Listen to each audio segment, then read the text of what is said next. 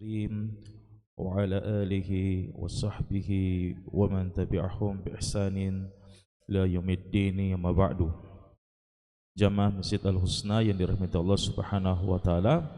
Alhamdulillah pada malam ini kita masih dipertemukan kembali oleh Allah Subhanahu wa taala untuk dapat mendengarkan hadis-hadis yang diriwayatkan oleh para ulama kita tentang sifat-sifat ataupun karakter daripada baginda Nabi sallallahu alaihi wasallam yang dikumpulkan oleh Al-Imamul Hafidh Abu Isa Muhammad ibn Isa ibn Surah At-Tirmidzi rahimahullahu ta'ala, dan tujuannya adalah semoga kita semua dapat lebih mengenal beliau sallallahu alaihi wasallam dan juga beriktida kepada beliau, kepada petunjuk beliau, agar kehidupan kita di dunia dan akhirat mendapatkan segala kemudahan-kemudahan berkat daripada kepribadian ataupun kedudukan beliau di sisi Allah Subhanahu wa taala. Beberapa waktu lalu, terjemah sekalian, sebelum kita masuk pada kitab ini, Syekh Husain Al-Husaini yang sekarang hadir di Gorontalo, ya, dan beliau akan hadir di penutupan Arba'in.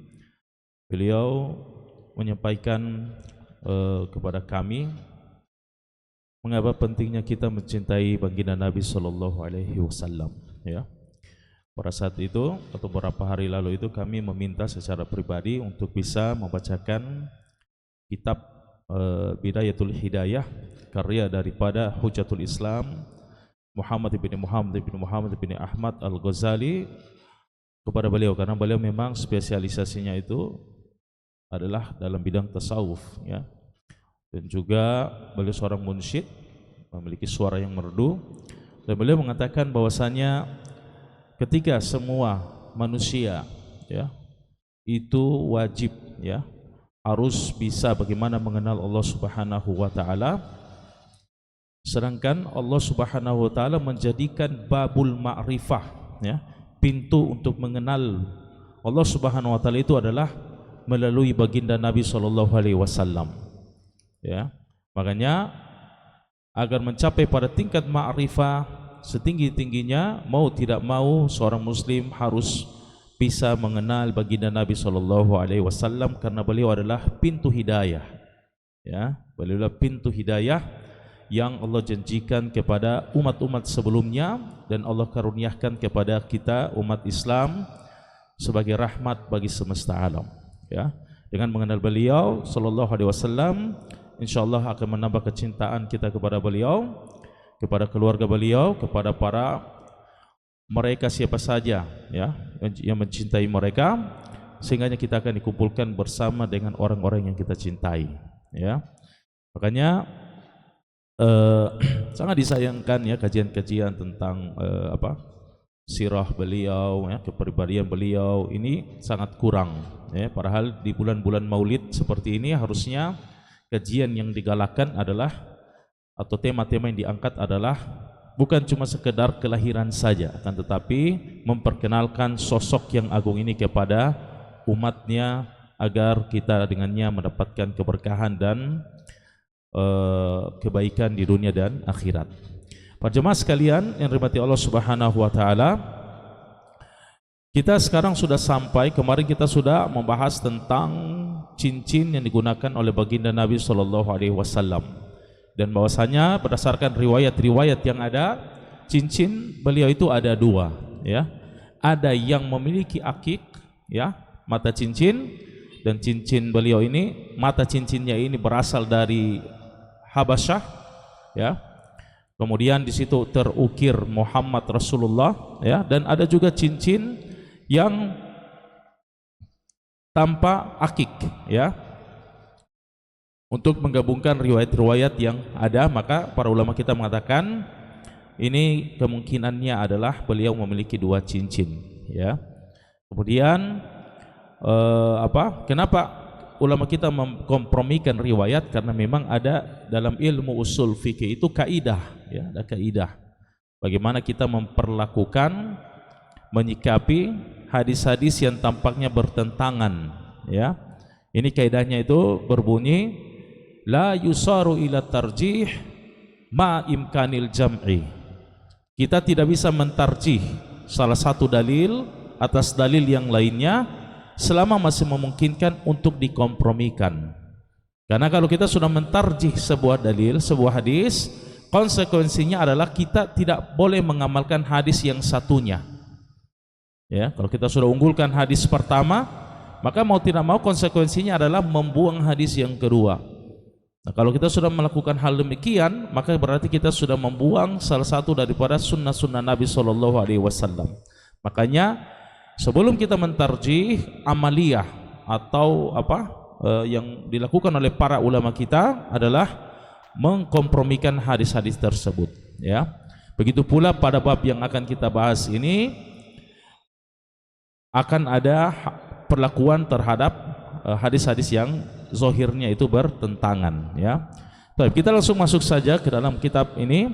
Berkata Imam At-Tirmidzi rahimahullahu taala, babu ma jaa fi anna Nabiy sallallahu alaihi wasallam kana yatakhattamu fi yamini. Bab yang menjelaskan tentang apa saja yang sampai kepada kita yang diriwayatkan bahwa Nabi sallallahu alaihi wasallam itu menggunakan cincin di tangan kanannya. Ya, ini zahir daripada bab ya. Dalam naskah yang lain itu sebagaimana disebutkan oleh Imam Al-Bajuri, judul babnya beda tapi maknanya sama. Jadi babu majaa fi takhattumi an-nabi sallallahu alaihi wasallam. Bab tentang cara Nabi sallallahu alaihi wasallam itu menggunakan cincinnya, ya. Baik.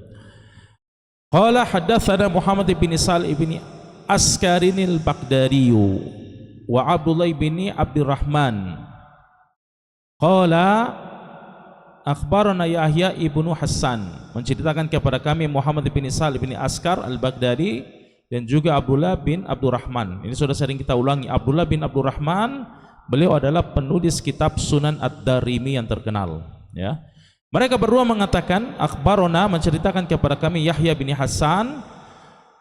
Dia mengatakan qala haddatsana Sulaiman ibni Bilal dari an Syuraiki ibni Abdullah ibni Abi Namrin, dari Syuraik bin Abdullah bin Abi Namr, an Ibrahim bin Abdullah ibni Hunain, an abihi, dari ayahnya Ibrahim, dari ayahnya yaitu Abdullah bin Hunain, an Ali ibni Abi Thalib, dari Ali bin Abi Thalib, anna Nabiy sallallahu alaihi wasallam kana yalbasu khatamahu fi yaminih, bahwasanya Nabi sallallahu alaihi wasallam itu menggunakan cincinnya di tangan kanannya, ya. Dalam sebagian riwayat dirinci lagi tangan kanannya itu diletakkan di mana, ya. Dalam riwayat lain dikatakan pada khinsir, pada kelingking, ya, digunakan pada kelingkingnya. Kemudian sebagaimana disebutkan pada riwayat-riwayat sebelumnya, bahwasanya cincin beliau ini ketika beliau gunakan, ketika dia memiliki akik atau tulisan Muhammad Rasulullah, ini cincin beliau dimasukkan ke dalam, ya, untuk melindungi mata cincinnya biar tidak rusak atau pecah dia punya mata dia punya ukiran nama yang ada di situ, ya. Ini salah satu sunnah beliau sallallahu alaihi wasallam. Akan tetapi dalam riwayat-riwayat lain dikatakan bahwasanya beliau menggunakan cincin di tangan kiri. Ini kan bertentangan, ya kan? Karena masing-masing riwayat ini menegaskan beliau menggunakan di tangan kanan. Riwayat yang lain menegaskan bahwasanya beliau menggunakan cincin tangan kiri. Ini ada semacam kontradiksi, ya. Tidak mungkin beliau menggunakan cincin kanan dan kiri bersamaan, karena cincinnya cuma dua, satu digunakan untuk stempel, yang satu digunakan di tangannya.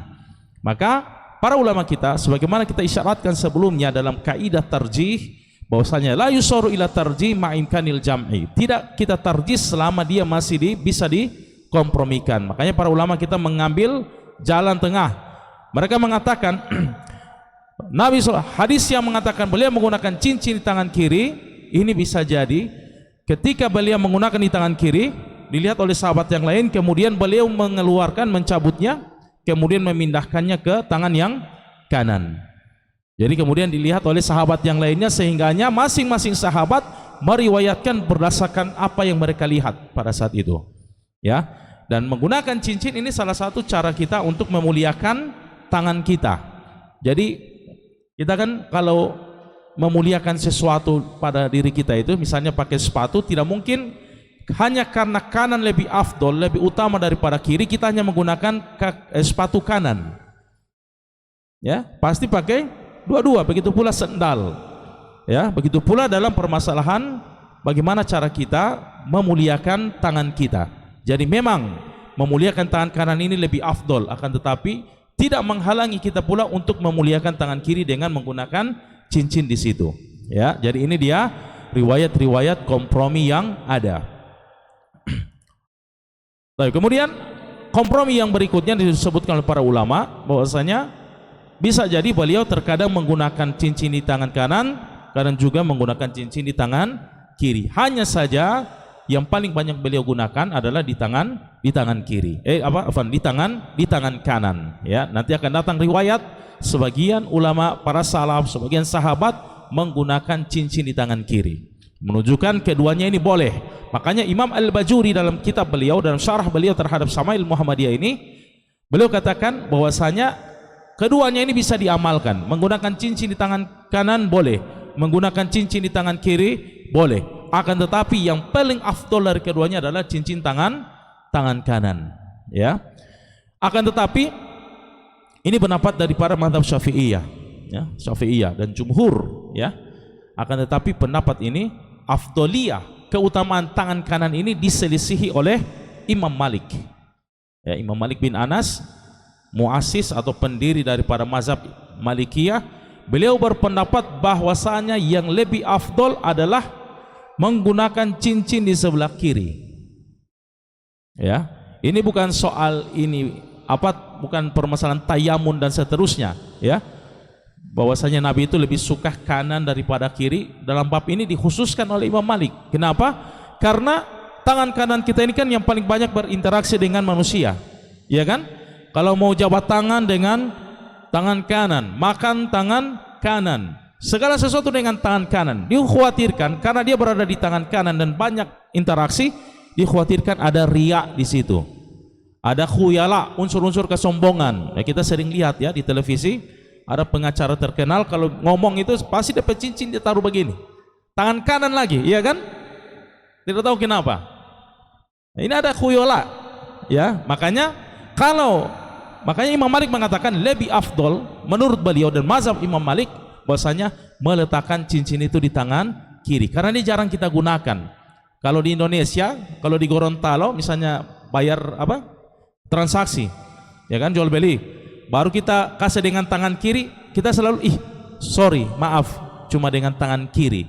Menunjukkan memang tangan kiri ini tidak bagus, ya, konotasinya ini kurang bagus ketika membalas sebuah kebaikan, ya, makanya jarang digunakan, ya. Makanya ini pendapatnya Imam Malik ini lebih kuat dari sisi aspek kajian tasawuf untuk melindungi hati, ya, melindungi hati. Oh, ini kalau orang sombong, ya, makanya kalau kita gabungkan pendapat yang pertentangan ini, kalau ada orang yang memang cenderung masih sombong, baru punya barang sedikit langsung dia pamer dan seterusnya, maka lebih afdol baginya untuk meletakkan cincinnya ini di sebelah kiri. Tapi kalau orang yang sudah tujuannya memang saya melakukan ini karena qudwah kepada Nabi, dan para jumhur ulama mengatakan yang afdol itu adalah kanan, maka dia gunakan tangan kanan, maka ini tidak masalah, ya. Jadi dia perkara ini dia fleksibel, kembali lagi kepada orang yang menggunakan cincin, ya. Nah, sekarang beliau diriwayatkan dari beliau bahwasanya beliau menggunakan cincin di mana? Di jari gelingking.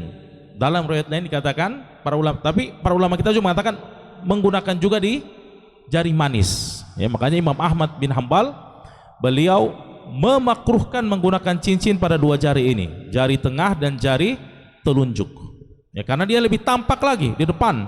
Kalau di kelingking cuma kita putar sedikit langsung keluar, tersembunyi. Dia punya akik itu, apalagi kalau akik musim akik, ya, ada yang sampai 15 juta 30 juta, ya. Cuma tawar ikan harga 10.000, dia taruh DP cincin yang harga 50 juta di situ. Berapa ini ikan? Padahal cuma pilih harga 10.000. Jadi kalau cuma masih makan-makan ikan 10.000, 20.000, jangan dulu pamer-pamer. Dan ini pernah kejadian ya. Jadi keluar dari ini.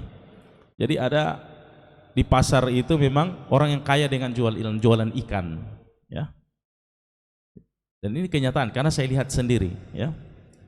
Jadi saking kayanya ini ibu-ibu ini, jarinya ini penuh dengan emas, cincin emas, kalung emas. Jadi tidak ada yang berani beli sama dia, PNS tidak berani. Dia mau sok ulang, dia mau apa? Biar dia pakai seragam. Mana orang pakai seragam? Ya, jadi yang cuma berani beli sama dia itu cuma pejabat-pejabat yang memang sudah elit, ya, sama-sama, ya. Ini pernah kami lihat. Jadi kenapa ini tante ini macam takut PNS beli sama dia? Oh ternyata jaga malu mereka beli pakai baju dinas, baru dia mau todongkar dengan cari beli yang mana bu. Mau pilih ya, jangan karena anak saya jual ikan kalian remehkan. Ini saya punya emas ini penuh dengan tangan ini di tangan. Ya, iya. Baik. Kemudian faidah lain disebutkan oleh Syekhuna di sini adalah Imam Al-Bukhari mengatakan bahwasanya dalam permasalahan cincin ini, cincin yang digunakan oleh Nabi, bahwasanya hadis-hadis yang paling kuat di sisi beliau menurut beliau adalah menggunakan cincin di tangan kanan, ya. Baik. Kemudian hadis yang berikutnya, qala hadatsana Muhammad bin Yahya, qala hadatsana Ahmad bin Saleh. Ini Ahmad bin Saleh ini dia selevel dengan Imam Ahmad bin Hambal, ya. Dan punya sedikit kisah beliau dengan Imam An-Nasa'i, ya. Imam Ahmad bin Saleh Al-Misri. Qala hadatsana Abdullah bin Wahbin an Sulaiman ibni Hilal an Syuraik an Syarik, bukan Syuraik, ya. An Syarik ibni Abdullah ibni Abi Numair nahwahu. Jadi mirip, dia punya hadis dengan yang di atas. Redaksinya mirip, ya, tidak sama 100%, tapi maknanya sama. Karena para ahli hadis untuk meringkas kitab, meringkas hadis, kalau hadisnya mirip dengan yang di atas, mereka akan katakan mithlahu, semisalnya. Kalau dari sisi makna, maka mereka akan menggunakan kata nahwahu, yang semisal dengannya dari sisi makna. Qala hadatsana Ahmad bin Mani, qala hadatsana Yazid bin Harun, qala Hammad bin Salamah, qala raaitu ibna Abi Rafi. Saya melihat Ibnu Abi Rafi. Ibnu Abi Rafi adalah Abdurrahman namanya. Di sini langsung dipakai kunyah Ibnu. Namanya adalah Abdurrahman bin Abi Rafi, ya. Imam Al-Bajuri beliau keliru menisbatkan nama Abdurrahman bin Abi Rafi ini, ya. Ketika beliau mengatakan, ya, Imam Al-Bajuri dalam syarah beliau mengatakan Abdurrahman ibn Abi Rafi ini beliau memiliki hadis-hadis yang mungkar. Ya, hadis-hadis yang mungkar dan diriwayatkan oleh imam yang 4 pemilik kitab Sunan, ya. Artinya bukan beliau yang memalsukan hadis, ya. Akan tetapi jalur riwayat hadis yang sampai kepada beliau ini adalah mungkar, ya. Akan tetapi dikritisi oleh Syekhul Muhaddits Syekh Muhammad Awamah, ya, salah seorang hadis abad ini. Beliau mengatakan ini kekeliruan dari Imam Al-Bajuri, bahwasanya yang maksudnya Abdurrahman di sini bukan dia yang dikritik oleh Imam Al-Bukhari, ya. Tapi Abdurrahman yang dalam sanad ini beliau adalah Abdurrahman bin Abi Rafi, beliau adalah mantan budaknya Rasulullah SAW. Berarti beliau sahabat, ya, beliau adalah sahabat. Beliau ini Hammad bin Salamah mengatakan, saya melihat Ibnu Abi Rafi yatakhattamu fi yaminih, menggunakan cincin di tangan kanannya. Fasa'altuhu an dzalik, maka saya pun bertanya tentang hal tersebut. Maka Abdurrahman bin Abi Rafi mengatakan, faqal ra'aitu Abdullah ibn Ja'far yatakhattamu fi yamini, saya melihat Abdullah bin Ja'far menggunakan cincin di tangan kanannya. Wa qala Abdullah bin Ja'far, dan Abdullah bin Ja'far mengatakan, kana Rasulullah sallallahu alaihi wasallam yatakhattamu fi yamini. Jadi tidak berqudwah, ya. Baik. Abdullah bin Ja'far, beliau ini adalah saudara daripada beliau ini sahabat pertama yang lahir di Ethiopia, Habasyah. Ayah beliau adalah sepupu baginda Nabi, yaitu Ja'far bin Abi Thalib At-Tayyar. Ya. Ja'far bin Abi Thalib adalah saudara daripada Ali bin Abi Thalib. Ya. Nah, ketika beliau sampai di Madinah ini berumur 7 tahun. Ketika beliau berumur 7 tahun bersama dengan Abdullah bin Abbas, keduanya ini membaiat siapa? Membaiat Rasulullah SAW. Kemudian Abdullah bin Ja'far ini menikah dengan sepupunya, anak dari para Ali bin Abi Thalib dan Fatimah Az-Zahra, bernama Zainab. Ya, Zainab ini dikuburkan di Mesir. Ya, cucu daripada baginda Nabi SAW, saudari daripada Al Hasan dan Al Husain. Dan beliau ini dikenal sebagai orang yang karim, dermawan. Ya, sangat dermawan. Ya, dan memang Ahlul Bait itu memang dermawan. Ya, karena ini memang sifat yang diwarisi secara genetik, ya, secara genetik dari generasi ke generasi. Dikisahkan bahwasanya dulu ada seorang wanita yang sangat mencintai Ahlul Bait, ya, muhibbah li ahli baitin nubuwah. Ya. Kemudian datang kepada Ja'far, wanita ini mengatakan, ya, wanita ini membawa seekor ayam yang sudah dia masak, ya. Dia sudah masak, kemudian dia mengatakan kepada Abdullah bin Ja'far, dia bilang, ini ayam adalah satu-satunya harta yang paling berharga yang saya miliki, ya, dan saya ingin menguburkan ayam ini, ya. Kemudian dia mengatakan, dan saya tidak melihat ada kuburan yang lebih afdol daripada perutmu. Artinya dia mau bersedekah, menghadiahkan ayam kepada Abdullah bin Ja'far. Maka diambillah oleh Abdullah bin Ja'far ini, dia makan. Kemudian sebagai balasannya Abdullah bin Ja'far memberikan wanita ini banyak dirham dan dinar. Ya, dia kasih terus sampai akhirnya wanita ini mengatakan, dia bilang, sudah, stop. Innallaha la yuhibbul musrifin. Sesungguhnya Allah tidak mencintai orang-orang yang israf, berlebihan. Ya.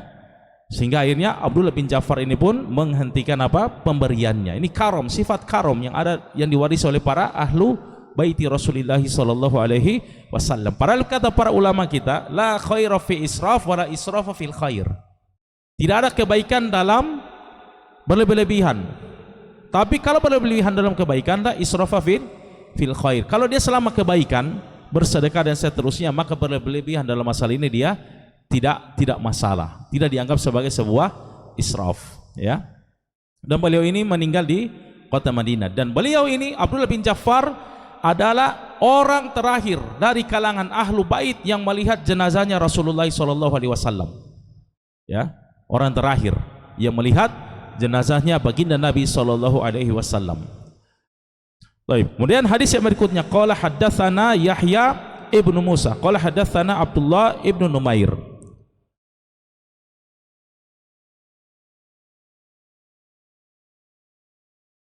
Qala haddatsana Ibrahim ibn al-Fadl an Abdullah bin Muhammad bin Aqil an Abdullah bin Ja'far, dari beliau lagi Abdullah bin Ja'far, anna Nabiy sallallahu alaihi wasallam kana yatakhattamu fi yaminih. Ya, ini jadi riwayat-riwayat yang sejenis dengan jalur riwayat yang berbeda, ini menguatkan makna dan juga mengangkat derajat hukum menggunakan cincin di sebelah kanan ini menjadi lebih kuat dibandingkan dengan yang sebelah kiri. Ya, karena memang amalia para salaf kita lebih banyak ke situ. Ya.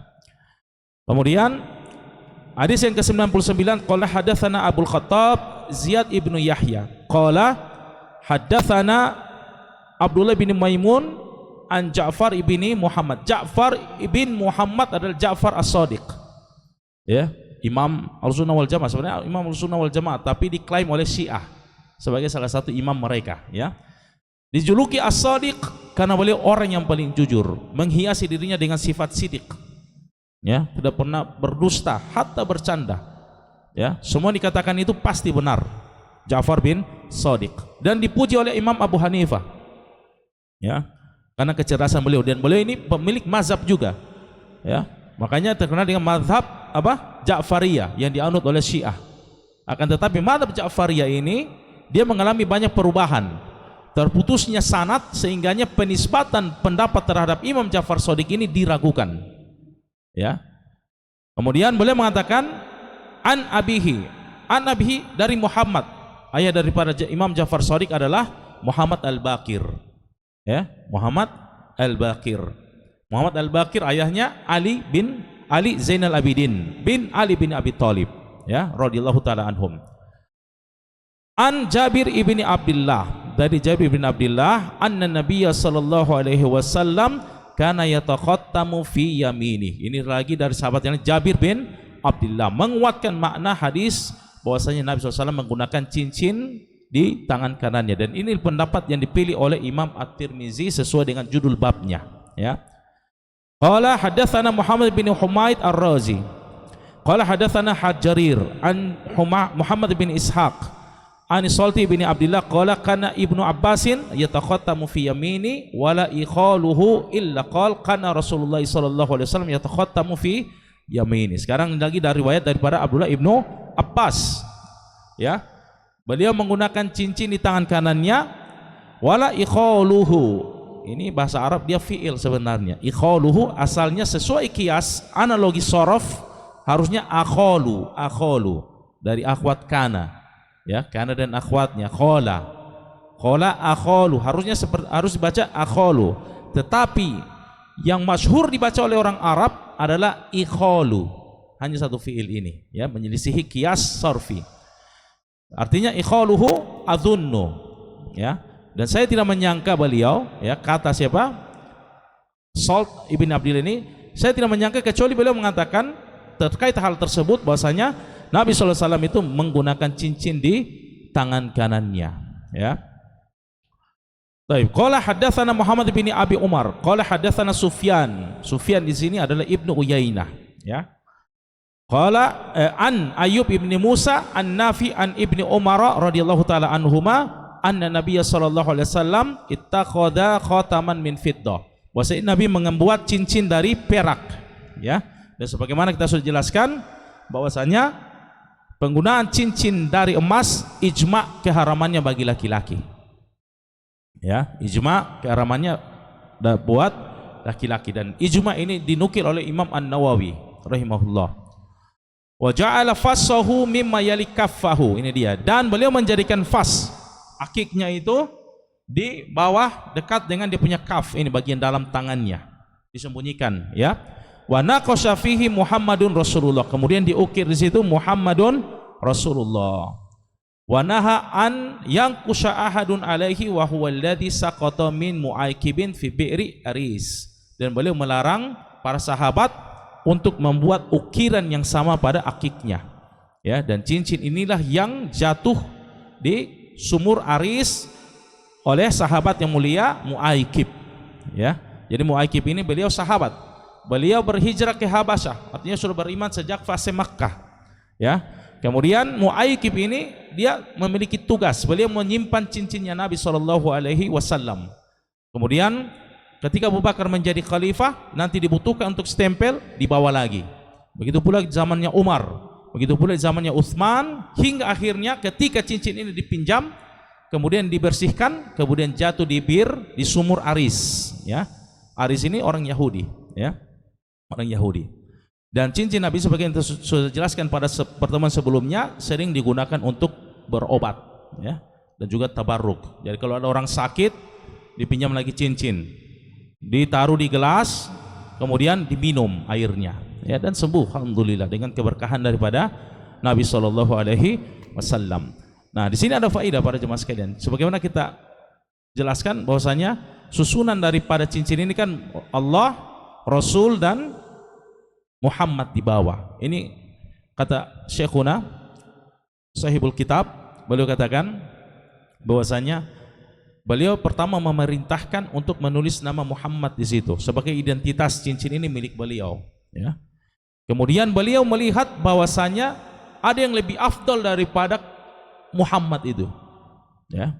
Ada yang lebih afdal, yaitu risalah. Karena yang lebih tinggi daripada nubuah dan risalah adalah risalah, ya kan?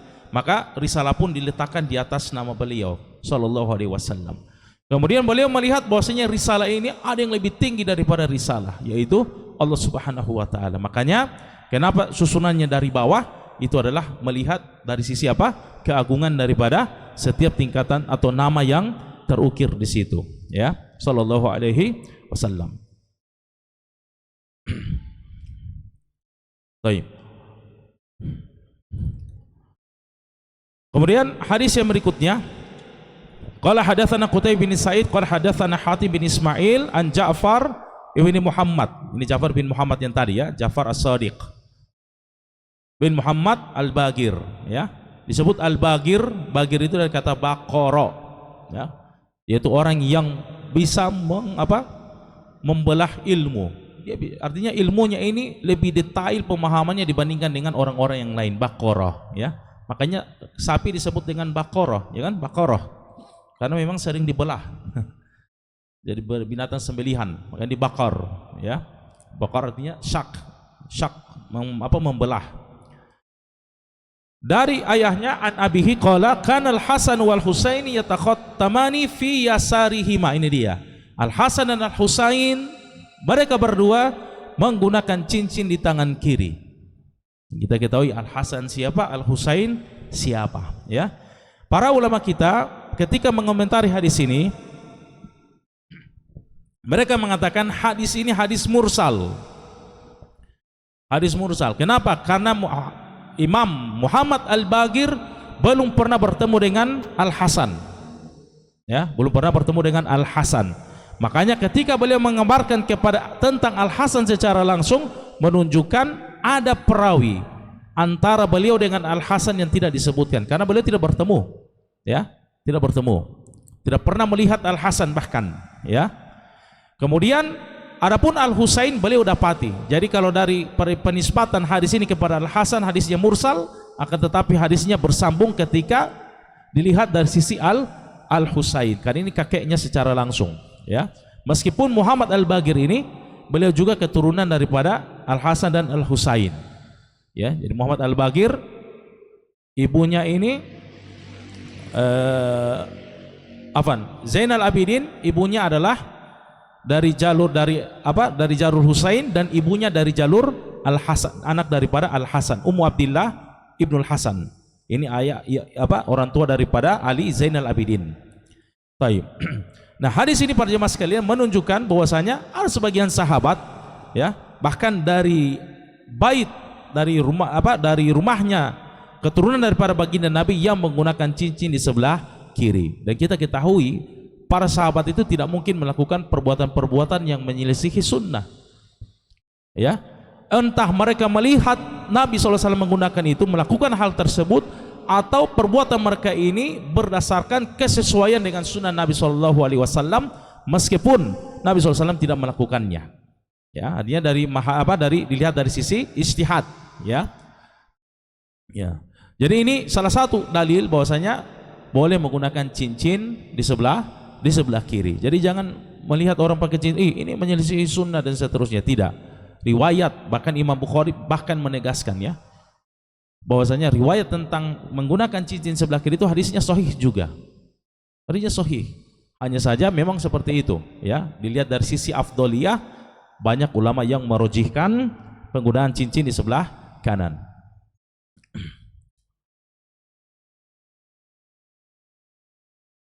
Begitu pula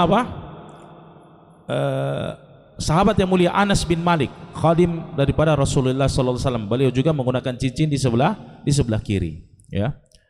Baik. Qala hadatsana Abdullah bin Abdurrahman. Ini Abdullah bin Abdurrahman Imam Ad-Darimi, ya. Qala hadatsana Muhammad bin Isa wa huwa ibnu Tabba. Qala hadatsana Abbad bin Al-Awwam an Sa'id bin Abi Arubah an Qatadah an Anas bin Malik annahu sallallahu alaihi wasallam kana yatakhattamu fi yaminih. Ya, beliau menggunakan cincin sallallahu alaihi wasallam menggunakan di tangan kanan. Ya, kata para ulama yang menyusun kitab, ya.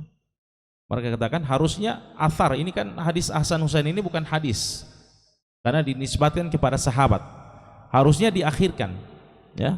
Tidak bagus menyebutkan hadis-hadis kemudian disisipi oleh perkataan atau perbuatan yang tidak dinisbatkan kepada baginda Nabi sallallahu alaihi wasallam. Bagusnya diakhirkan supaya hadis terlebih dahulu, kemudian perbuatan atau ucapan sahabat, kemudian mereka yang datang setelah mereka, ya.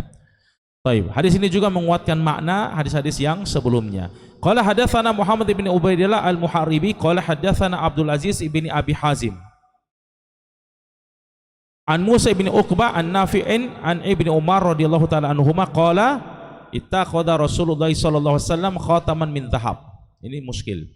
Sekarang hadis menceritakan bahwasanya Nabi SAW menggunakan cincin dari emas. Ya. Padahal kita ketahui bahwasanya emas diharamkan, ya, diharamkan atas umat Muhammadiyah. Fakana yalbasuhu fi yaminihi. Beliau menggunakan cincin emas ini di tangan kanannya. Fattakhadhan nasu khawatima min dhahabin. Maka manusia pun melihat Nabi membuat cincin dari emas, maka para sahabat pun mulai membuat cincin mereka juga dari emas. Ini mereka langsung fastabiqul khairat, ya, apa mereka lihat dari Nabi dan mereka punya, langsung mereka buat, ya. Maka fatarahun Nabi sallallahu alaihi wasallam. Kemudian Nabi pun melepaskan cincin beliau ini, ya. Faqala wa qala la albasuhu abadan, saya tidak akan pernah menggunakannya selamanya lagi, ya. Jadi dulu sempat dipakai, kemudian dilepaskan, kemudian beliau tinggalkan. Fatarahan nasu khawatimahum. Maka manusia pun melihat Nabi melepaskan itu, dilempar, bukan cuma dilepas, dibuang. Maka para sahabat pun melepas cincin dan membuang cincin mereka itu, ya. Nah, ini para jemaah sekalian, memang sebagian ulama menjelaskan bahwasanya kejadian ini adalah sebelum Fathu Mekah, ya. Fathu Mekah. Pengharaman emas itu adalah sebelum Fathu Mekah. Dan riwayat ini dalam hadis ini dalam riwayat lain diriwayatkan ketika beliau melakukan penaklukan Mekah pada bulan Ramadan tahun 8 Hijriah. Jadi ada kontradiksi, ya kan? Pertentangan. Sudah diharamkan sebelumnya tapi beliau gunakan. Maka bagaimana hal solusi daripada masalah ini? Maka kata para ulama kita, yang beliau gunakan itu sebenarnya bukan cincin emas, tapi cincin yang berwarna emas. Kalau warna emas tidak masalah, ya, tidak masalah, ya. Hanya saja memang ini menjadi iskal bagi sebagian orang yang menggunakan cincin emas, ya. Oh, Nabi pernah pakai cincin emas, padahal beliau sallallahu alaihi wasallam, katakan para ulama. Makanya pemahaman terhadap hadis itu kembali kepada para fuqaha. Jadi sering kita ulangi. Hadis, kita tidak bisa meminta fatwa kepada ahli hadis, orang yang hanya profesinya sebagai ahli hadis, tidak boleh. Meminta fatwa amaliyah itu kepada para ahli fikih, karena mereka yang memahami sebab-sebab, kemudian dalil-dalil ini mengarahnya itu kemana, ya. Nah, sebagian orang ketika melihat orang, dia ini ahli hadis, hafal Sahih Bukhari, kemudian meminta fatwa kepadanya, ini tidak boleh, kecuali orang ini dia memang dikenal juga sebagai seorang ahli fikih, ahli fatwa. Karena fatwa itu memiliki syarat-syarat yang terikat dengannya setiap orang yang mau tasaddur atau untuk maju di dalam berfatwa, ya. Ini. Taib. Ini dia hadis terakhir dalam bab ini, dan kita cukupkan. Insyaallah pada pekan selanjutnya kita akan membahas tentang pedang dan juga baju perang, ya. Dan juga topi perang daripada baginda Nabi sallallahu alaihi wasallam. Subhanakallah bihamdik asyhadu an la ilaha illa anta astaghfiruka wa atubu ilaik wa akhiru da'wana alhamdulillahi rabbil alamin. Assalamualaikum warahmatullahi wabarakatuh. Yes. Ya, jamaah yang dimuliakan oleh Allah Subhanahu wa taala.